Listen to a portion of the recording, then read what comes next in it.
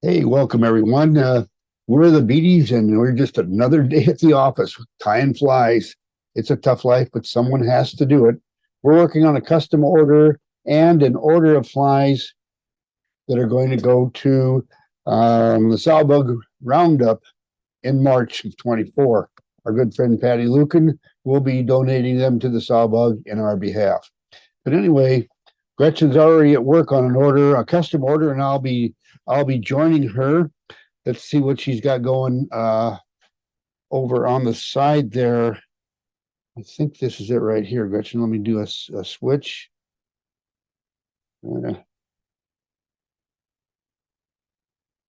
There we are. Okay, there's your fly, and she's working on some gray wolves. Easy to see gray wolves, which are have got the calf tail wings. What you got going there, sweetie? Yeah, this is a size 14. And these will be this particular customer. He's one of our favorite customers. We've been tying for him for a long time. And he does prefer heavily hackled flies. So we'll be tying this pretty heavily hackled and putting on some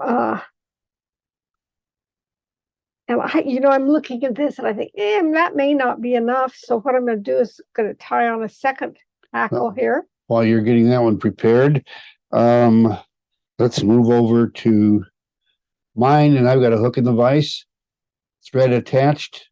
It's going to become an elk hair caddis, and we're going to put them together so you can watch side by side.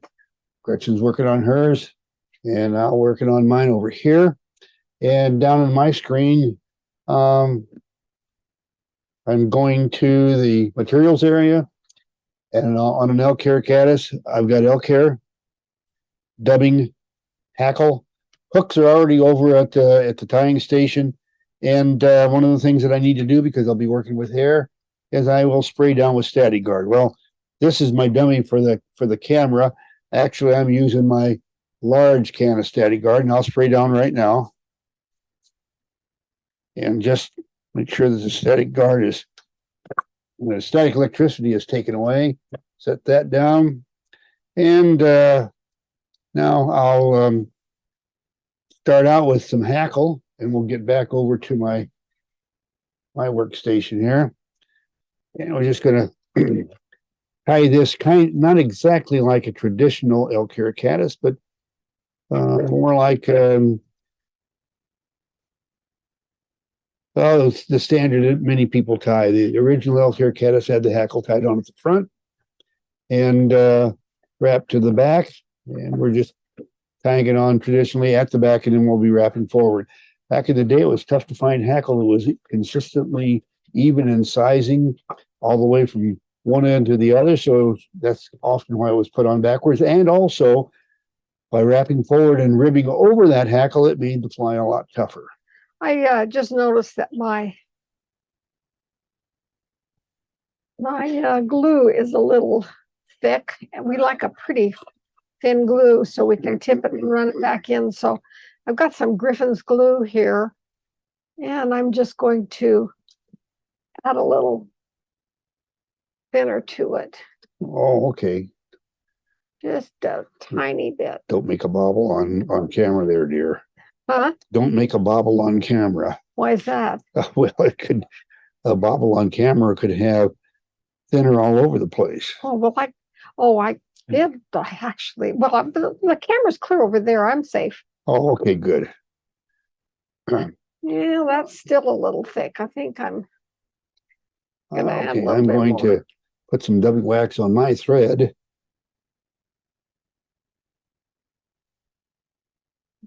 I left this open a little bit the other day and too long, and I think that's the reason it kind of is thick. All right. Hey, it's very important when putting your dubbing wax away to put the cap back on before you continue. Cannot tell you how many times my wax has ended up down in the garbage bin. It makes an awful mess if you don't have the lid on. Makes an awful mess anyway, but now. Sorry, dear, you were saying? Well, I think I've got it now. We'll see. All right, good. If I don't like it, I'll have to get out some Sally Hansen's. Okay, I've got my hackle here. neat, not hackle, but hair. You got the long ones and the ones right under it. That's layers 1 and 2. After that, we get rid of everything. And that's what I'm going to do right there. I'll just move out over the trash bin, though, to do that so we don't get it all over the camera.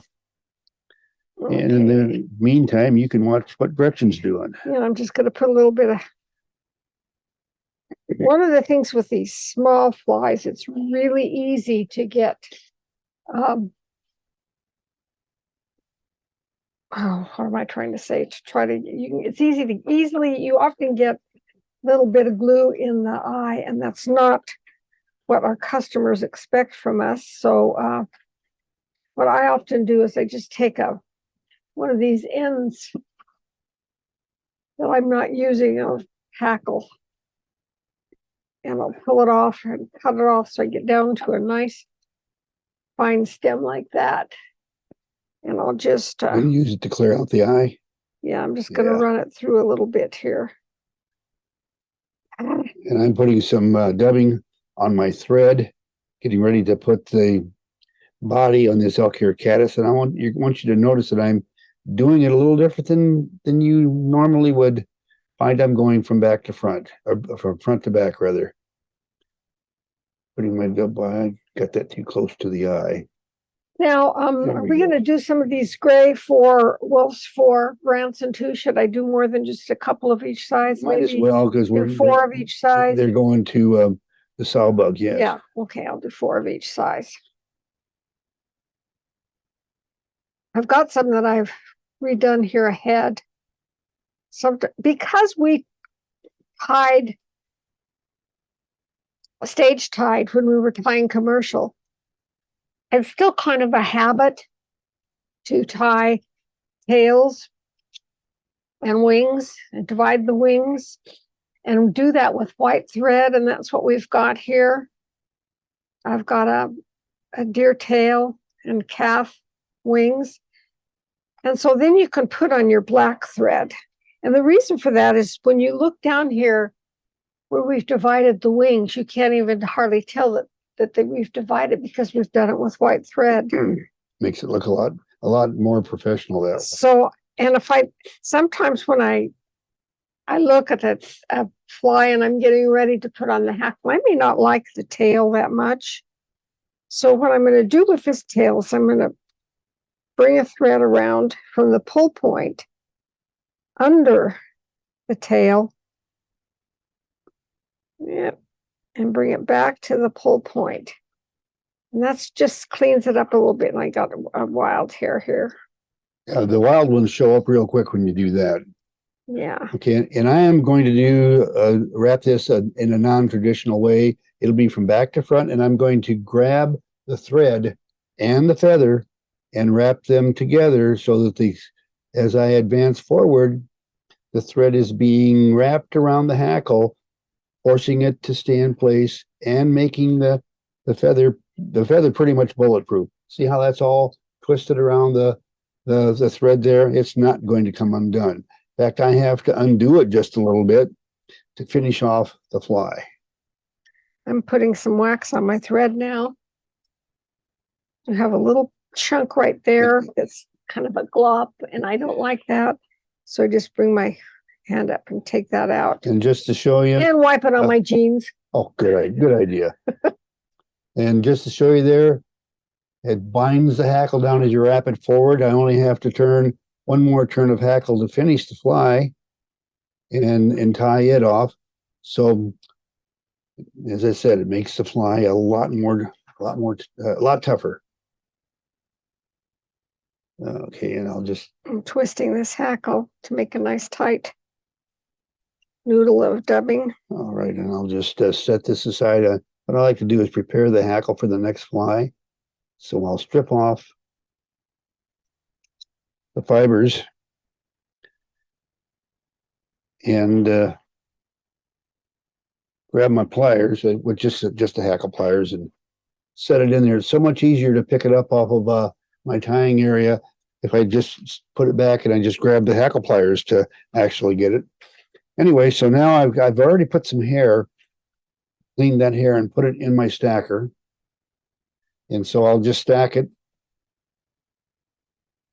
And one of the things that I want to do on this is to just give it a clip like that at an angle, which makes a nice nest for my stacked hair to rest in. Alrighty, and I'll just set that. I want it to be slightly longer than the complete hook. And here's a trick to make sure your hair stays up on top of the hook. Take a loop around the bundle, go down to the hook shank, and that will force it to stay on top because you're anchoring it to the top rather than allowing it to slip to the side. Now I'll just go ahead and bind this in place. All right, pull this up. And get a half hitch tool. Slip a half hitch in there. And notice how I'm pushing everything back with that tool. It just gets the hackle out of the way. And now I'm going to take a 3-turn whip finish, allowing it to collapse around itself so it's a whip finish, not a jam knot. And there, that's done. I'll trim off the waist thread, set that aside. Now I'm going to tilt this around so you can see what I'm doing. And I'm going to grab that bundle of waist hair and trim it into a head. And there's my elk hair caddis head. You see? And that's the elk hair caddis ready to go to our friend on this custom order. Put that aside. And I'll get out another number 14 hook.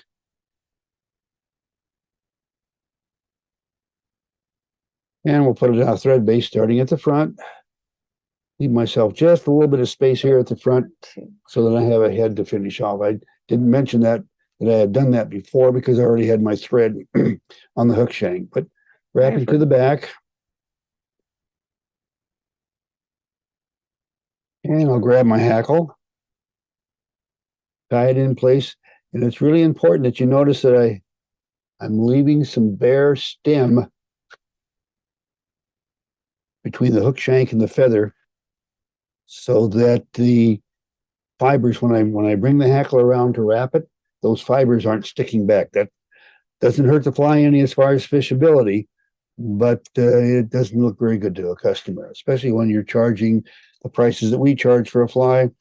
That's not what they should be receiving.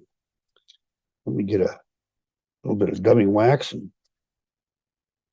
We do try to differentiate ourselves from the major big manufacturers of flies by just making sure we give our customers what they want.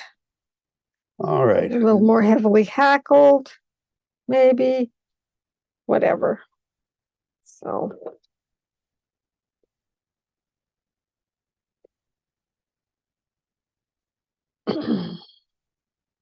I'm starting on my 4th one here of a size 14. She's got way ahead of me on the number of flies done. Well, because I spent the time getting the Zoom studio turned on. Yeah, well, I tied these bodies up. I've got. Yeah, that's right. You had the bodies worked ahead. Yeah, I keep a supply of bodies all the time because, sometimes I just like to sit down and tie wools, and so I'll either tie bodies or. Yeah, another thing we do too is we take some bare hooks and apply a bullet head to the front end. That's it. We don't know whether it's going to be a bullet head hopper, caddis, stonefly, what. That don't make any difference. But we've got the hair in place to become a bullet head, whatever it's going to be. In other words, we're preparing our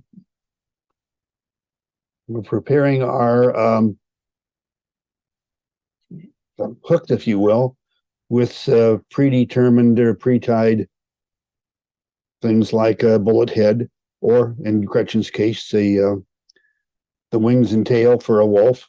Or I do parachutes. And she also does use the same thing for the humpy. You just add the hump. You've already got the wings and tail there.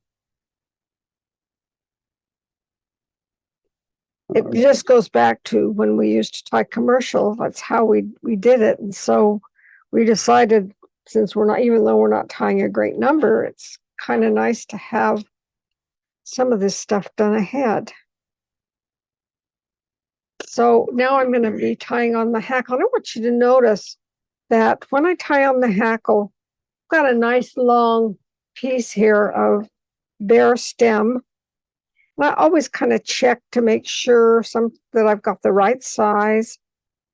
And I'm going to leave a little bare stem, not tied down.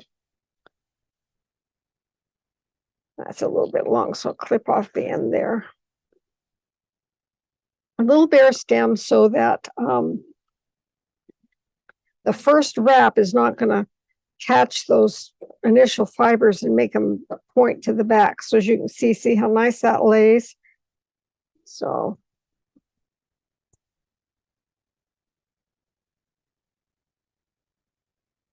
and I'll do about 4 or 5 wraps in the back.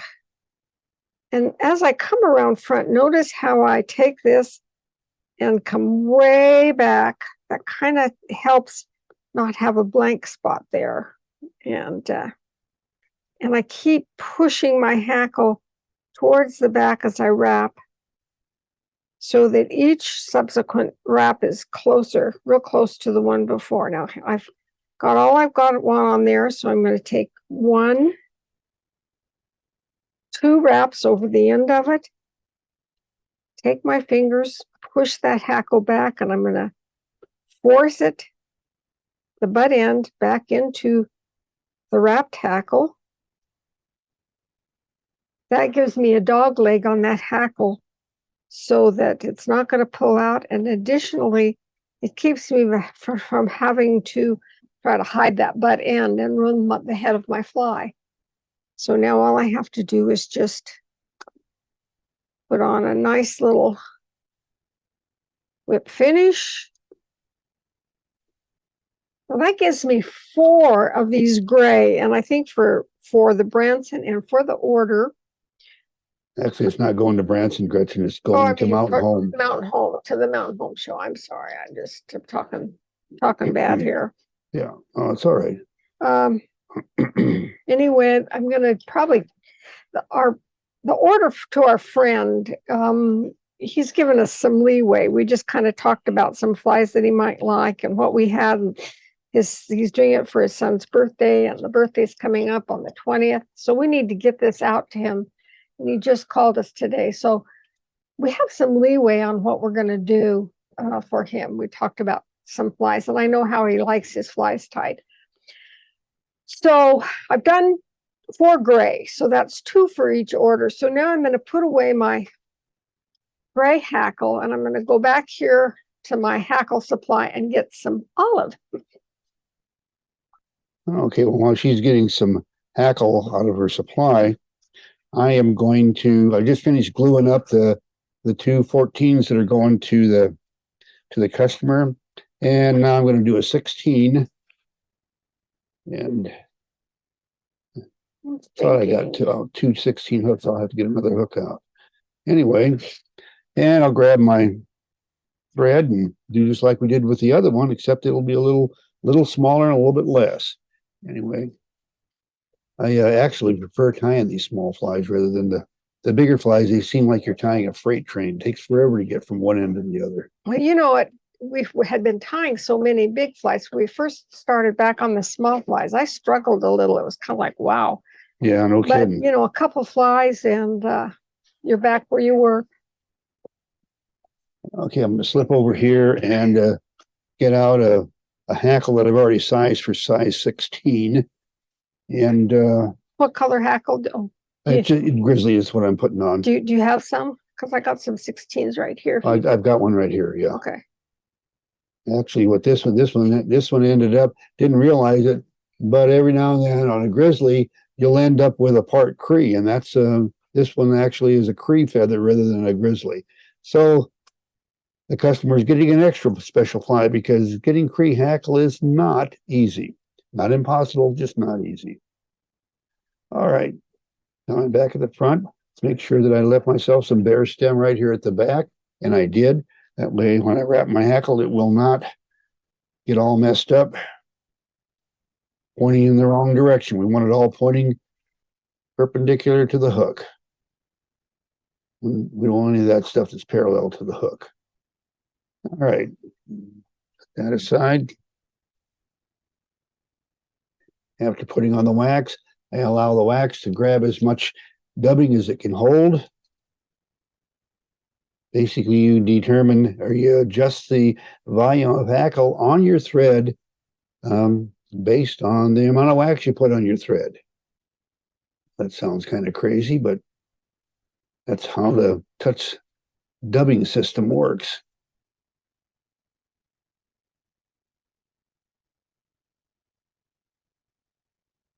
And then you can twist it to make a tight noodle of dubbing, or you can leave it.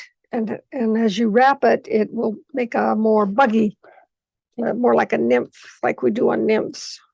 I want you to notice something on mine. In fact, I am going to go to full screen because it's kind of important and it's part of control of your material. Let me move over here. Now we're full screen, and I want you to notice what this feather is doing to me. It's, as I start to wrap it, I want you to notice that the cupped part is facing forward. Now, I'm not saying that the cup forward should be forward or back. What I'm saying is I want the cupped area to be back. Well, if I just bring it around, it's going to just automatically turn to that direction, and I don't want that. But there's a way to pull the feather.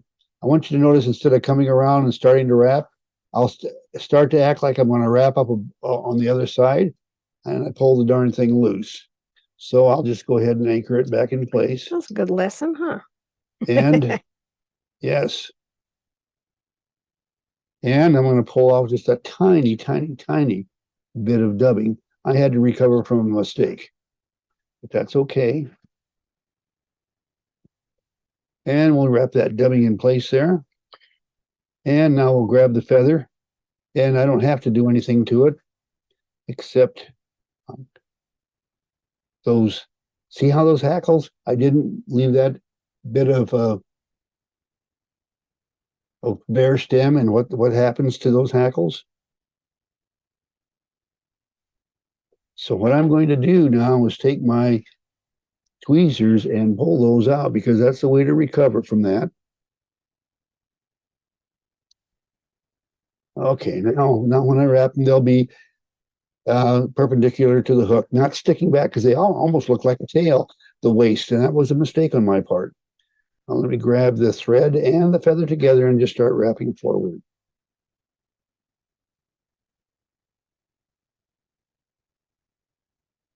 Broke the feather.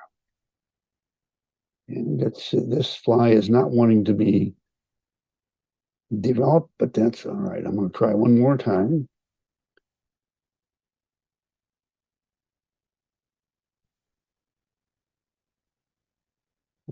Right.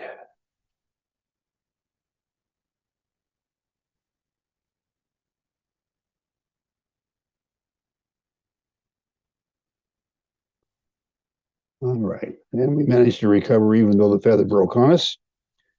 And I'm going to pull that back just like Gretchen did. We'll dogleg the hackle to anchor it from two directions. The first is the turns that go straight across the feather, and then when we pull the feather back and wrap in front of it, it helps build some of the head and doglegs the hackle, and it anchors it much better. Take a little clip right there and head over to the materials to get myself a small bundle of elk for that number 16 wing.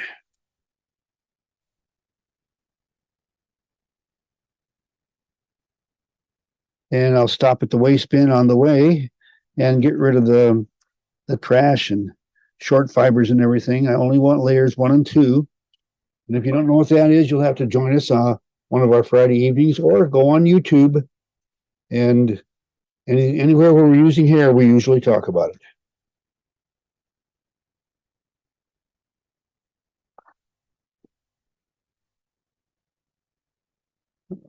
Okay. Now, for some reason, one of the fibers pulled away from the stacked, so I can just, before I pull that out, I'll just push him back in place. All right, there we go. And I got a couple of short ones I want to get rid of there. Okay, good.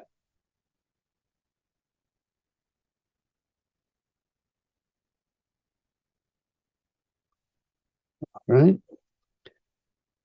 Gonna have to restack that one. I had one that just got misaligned and then I messed two others up trying to get rid of it. So I'll just restack it. When you're sending orders out to customers, you don't want to have little problems. That's just take care of it. And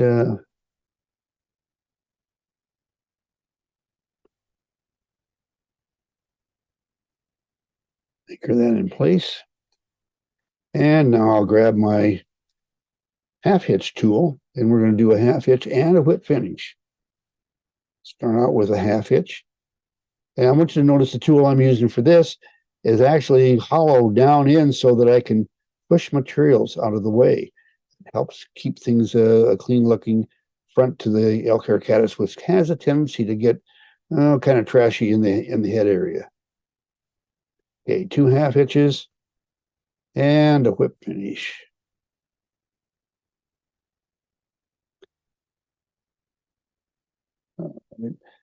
That back into the tool bin and cut that off, and we'll get the head trimmed.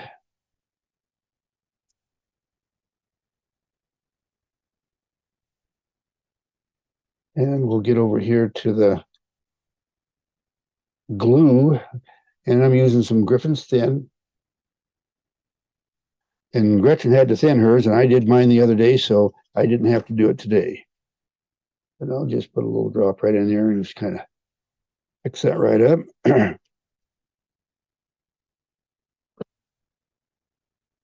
And there's the number 16 elk hair caddis. Now let's get back to both of us tying side by side so that Gretchen can talk to you about what she's doing. And I need to get another hackle out and another hook. I needed 2 16s, and I don't know why I didn't do it, but I forgot to get it. Hank, take a look at this. This might be a 16. Oh, if it's 16, that would be great. Take a look at it and see. Yeah, that's a good one. Yep. Do you need it or No, you're done with it? Okay, good. I haven't started on my 16s yet, but I still have four flies or 4 big long hackles. Okay, well, I've only got one, and I'll give this one back to you, and then you'll have some 16s for yourself. Oh, I've got plenty. I'm good. All right, now I need to get a hook. I'll just slip over here to the hook area. I'm kind of boring. I keep tying the same thing over and over. However, I was using soft touch dubbing when I did the gray ones. And now I've switched over to Touchatron just to give a little variety. So this got a little bit of Antron in it. And so there again, I'm tying 2 hackles. Well, I got these tied on a little differently here.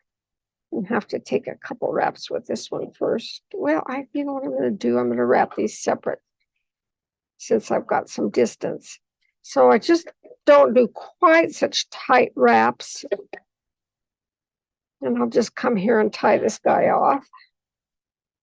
And I'm sticking a 16 hook in the vise. Finally got those out. I'll get them out of my way.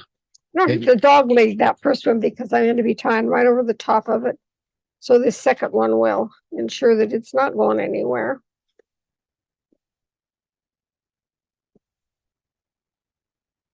Come here to the front. Take my last wrap. 2 turns over it. Ooh, I like the way this hackle turned out. For some reason, there's some flies that I tie that I don't dislike tying them, but I don't get great joy from them. But I love tying wolves. I just think they're a very, very good looking fly. And so when you get the body and the wings and the hackle just right, I sometimes go, oh, look at that one. That one really turned out good. And I like the hackle on this one. I just think that's really Let me take a look on camera. Oh gosh, that does look Does good. that look good? Oh man, you did good, dear. Yeah, I really like this one. I think get a little glue on them. By the way, I am pinching the barbs.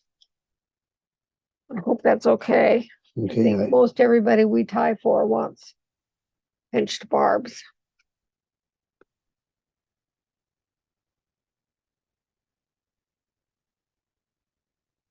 It just makes it so much easier on the fish and on you if you're doing catch and release, which is what we sometimes profess. just catch and release of yourself. If you happen to hit a tree branch or something like that, and then the hook ends up buried in the back of your head, it's a lot easier to take one of those barbless hooks out. And well, I don't think I need to paint the picture any brighter than what I but just you're did. pretty good at doing that. Thanks so much. As a guide, he kind of learned how to remove hooks nicely. Yep. That's one of the things that you have to do, because it tends to happen that sometimes customers catch themselves and you're 10 miles from the nearest boat launch place where you can even get the customer to a road to then go and find a hospital. Well, there's a way to take them out. And of course, we're not going to get into that on this YouTube channel, but I'm sure that there are more than a few YouTube channels out there that will tell you how to take the hook out of people without going to the emergency room. When we teach that, you generally use oranges for people to practice on. So Yeah. if you ever want to practice, Orange works pretty good. orange works pretty good. And you can have it in your lunch later too. There you go. Okay, now I'm over here getting another bundle of elk here. And I'm going to stop on my way back to the vise and just get rid of the trash.